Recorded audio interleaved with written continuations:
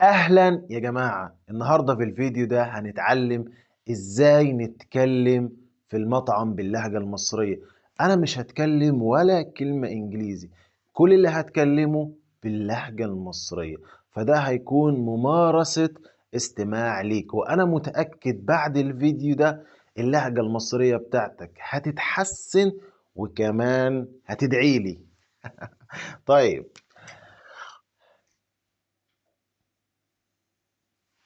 النهاردة الموضوع مهم جدا، ازاي نتكلم في المطعم. ازاي نتكلم في المطعم، هنتعلم كلمات هنستخدمها في المطعم، هنتعلم تعبيرات وجمل هنستخدمها في المطعم، وهنعرف ازاي نطلب بشكل مؤدب جدا الطعام او الاكل.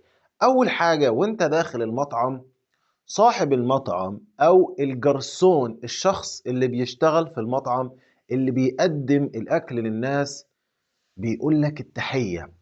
التحية بتكون أهلا وسهلا يا فندم، أهلا وسهلا يا فندم. فإحنا أول حاجة لازم نعرفها هي التحية.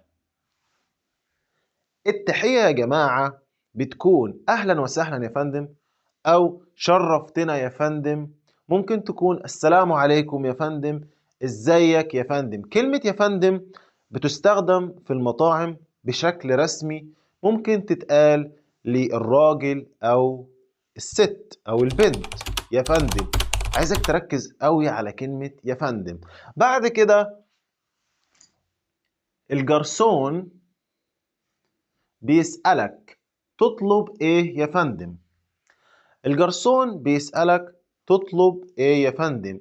لو انت بنت او انت بنت، بيسألك بيقولك تطلبي ايه يا فندم.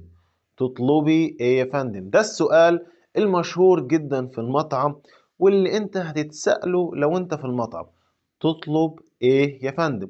طيب، ازاي نجاوب على السؤال المهم جدا ده في المطعم؟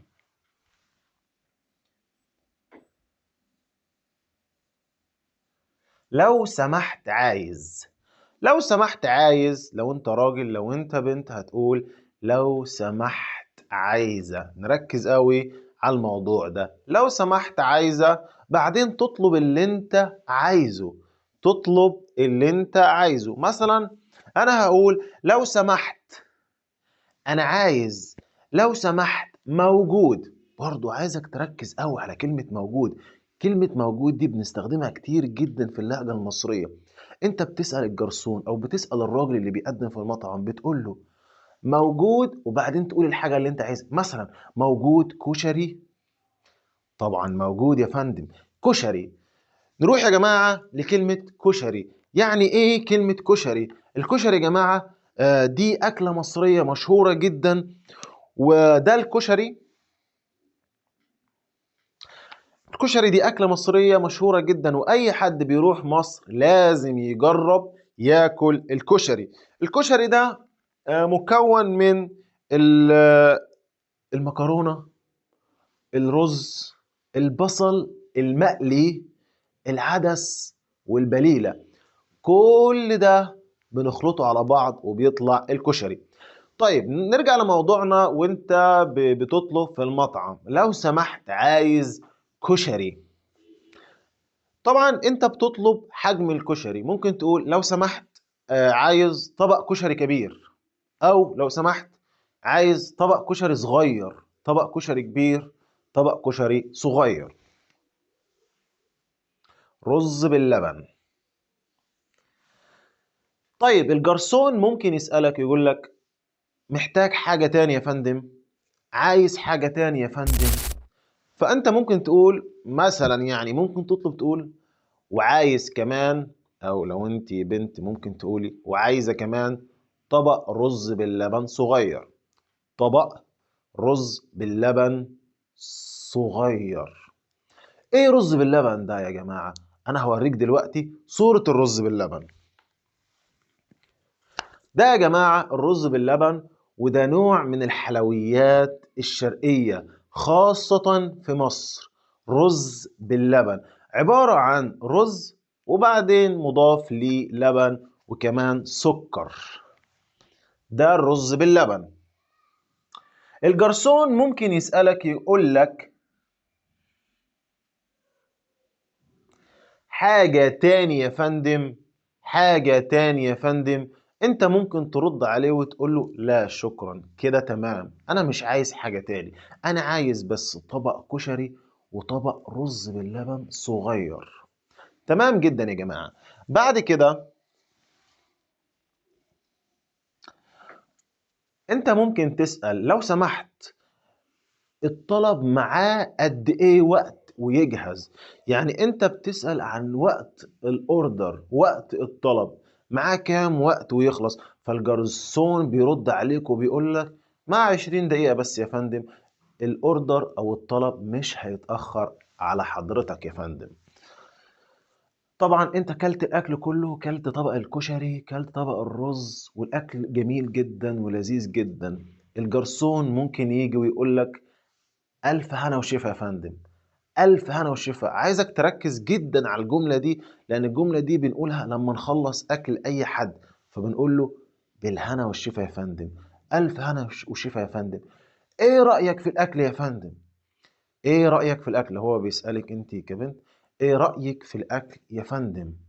فأنت ممكن تقول والله الأكل لذيذ جدا، الخدمة ممتازة، الخدمة ممتازة، شكرا جدا. حلو لذيذ. نيجي بقى للسؤال المهم جدا. في اي طلب انت طبعا بتطلب اكل دلوقتي، ففي سؤال مهم جدا، الحساب.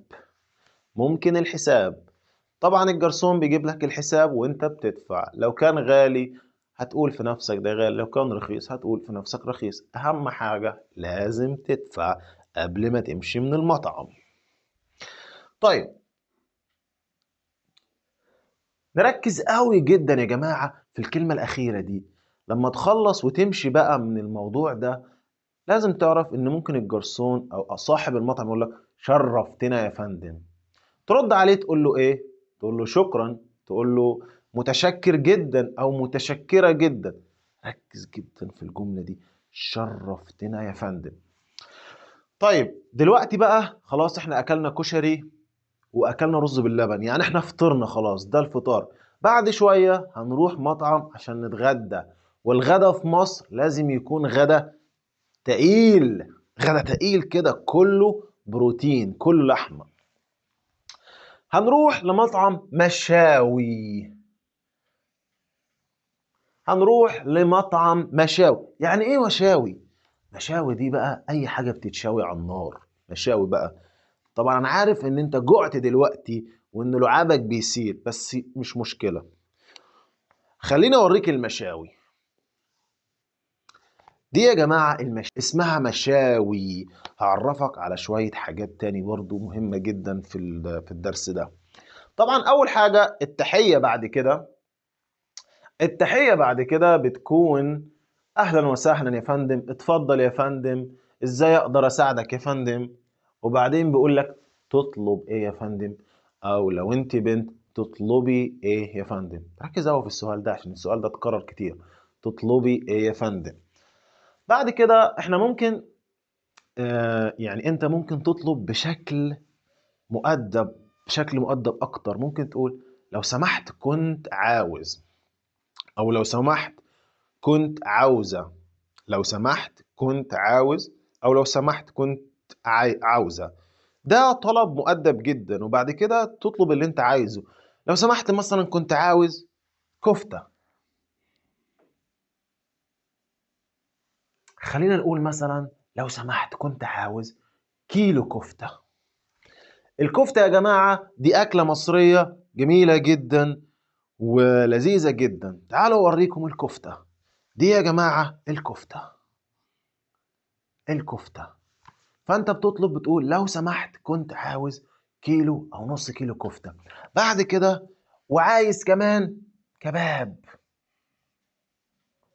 كباب، يعني ايه كباب؟ الكباب دي برضو أكلة مصرية جميلة جدا. في بعض الأماكن في مصر الكباب والكفتة شكل واحد، لكن ده الكباب، ده الكباب المصري يا جماعة، ركزوا قوي. بعد كده ممكن تقول وعايز حمام محشي. ولو سمحت عايز فردتين حمام محشي. فردتين حمام محشي. او الحمام المحشي دي اكله جميله جدا، ولو انت جيت مصر لازم تجرب الحمام المحشي. ده الحمام المحشي. ده الحمام المحشي. بعد كده وعايز محشي. كل اللي بقوله لك في الفيديو ده اكل مصري مشهور. محشي ده اي حاجه كده محشيه. ممكن الاشهر طبعا في مصر المحشي الكرنب. ده المحشي الكرنب يا جماعه. محشي كرنب. محشي كرنب. نكمل بقى. ملوخيه.